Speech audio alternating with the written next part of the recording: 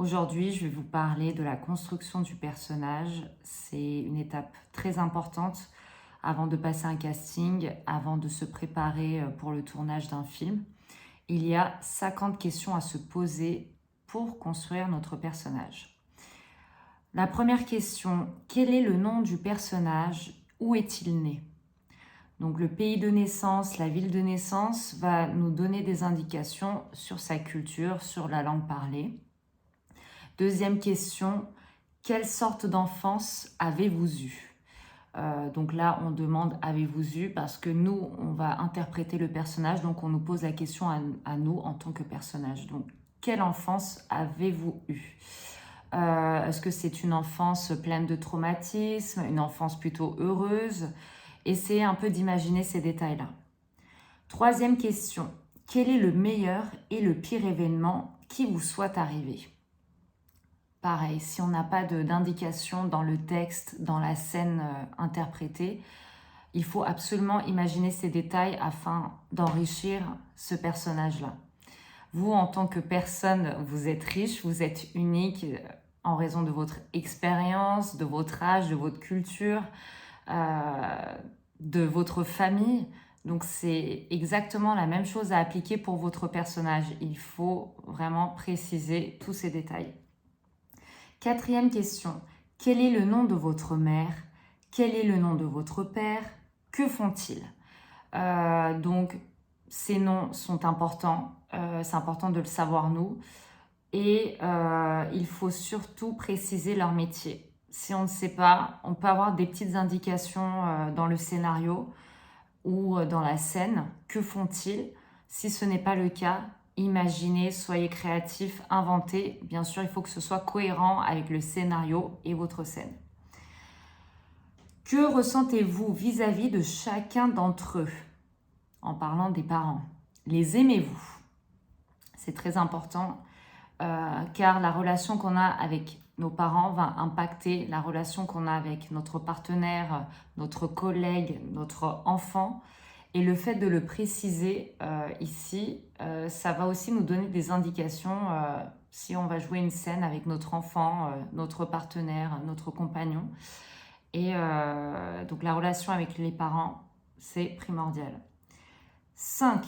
Est-ce que vos parents vous aiment? Qu'avez-vous fait pour vous faire aimer d'eux? Donc le sentiment, le besoin de reconnaissance, est-ce que nos parents nous aiment?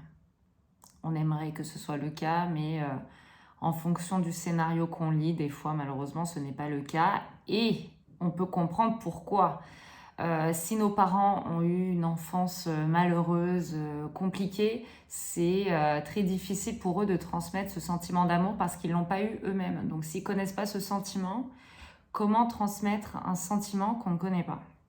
Voilà. Et le but en fait c'est de créer de l'empathie par rapport au personnage, par rapport à sa famille et de le comprendre. Le but c'est absolument pas de juger notre personnage. 6e question, avez-vous des frères et sœurs? Quels sont leurs noms? Que font-ils? Quels sont vos sentiments pour eux? C'est exactement la même chose que les parents. On est censé avoir ce sentiment d'amour, mais il peut y avoir aussi de la jalousie, de la compétition entre frères et sœurs. Donc précisez puis alimenter un peu cette histoire avec des événements que vous pouvez créer. Par exemple, dans votre enfance, votre sœur ne vous a jamais supporté. Voilà, vous pouvez détailler un peu cet événement-là. 7e question.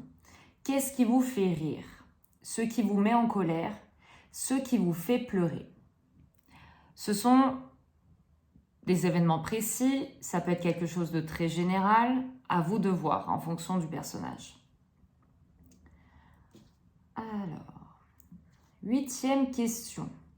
Qu'est-ce qui vous touche émotionnellement, spirituellement et intellectuellement? Ce sont quand même 3 mots différents. Émotionnellement, donc qu'est-ce qui me touche émotionnellement? Quelle situation, quelle personne me touche émotionnellement? Spirituellement,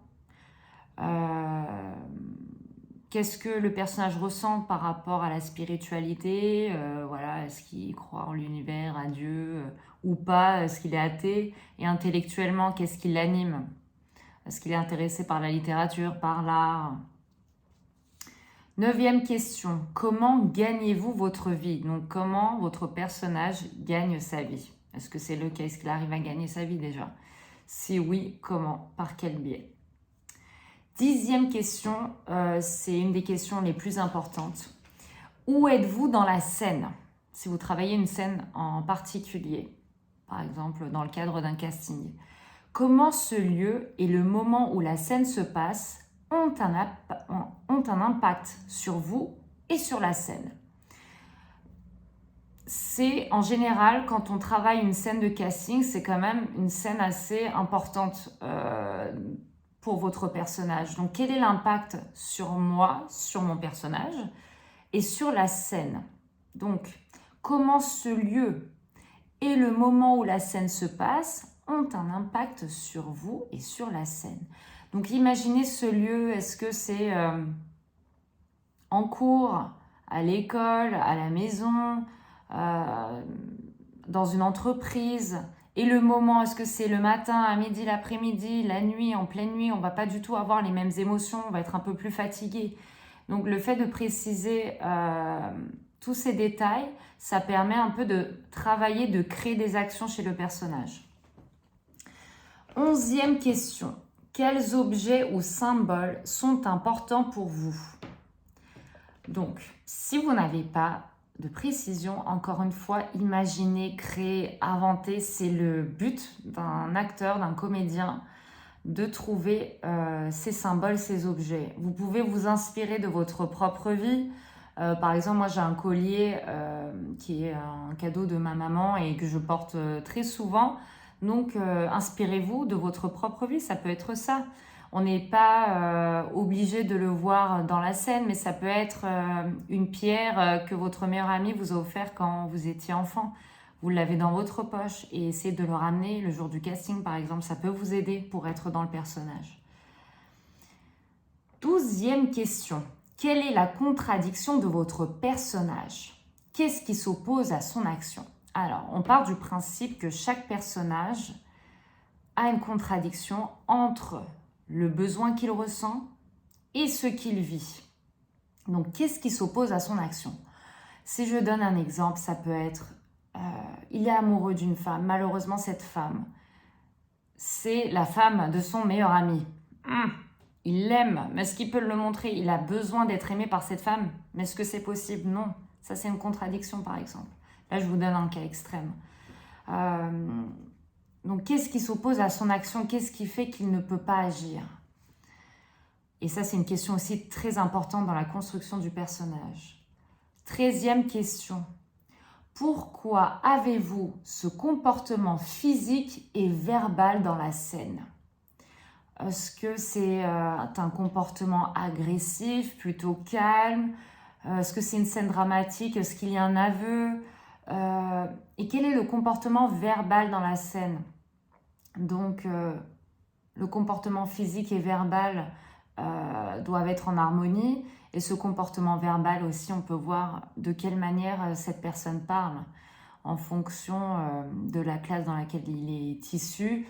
Il a une manière de parler. Est-ce que quand il s'énerve, il insulte ou pas?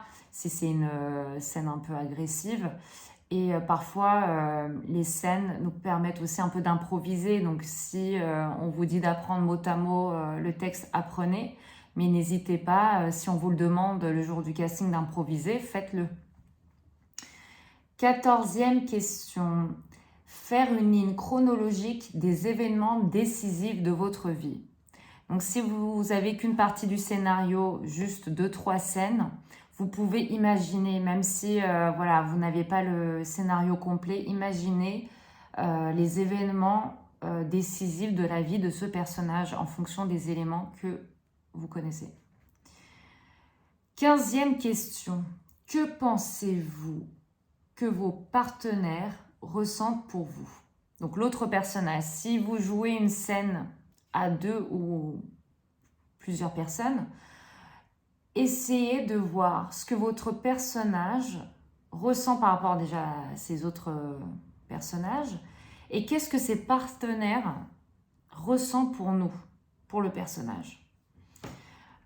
C'est une question assez intéressante parce que ce que le personnage, ce qu'il perçoit,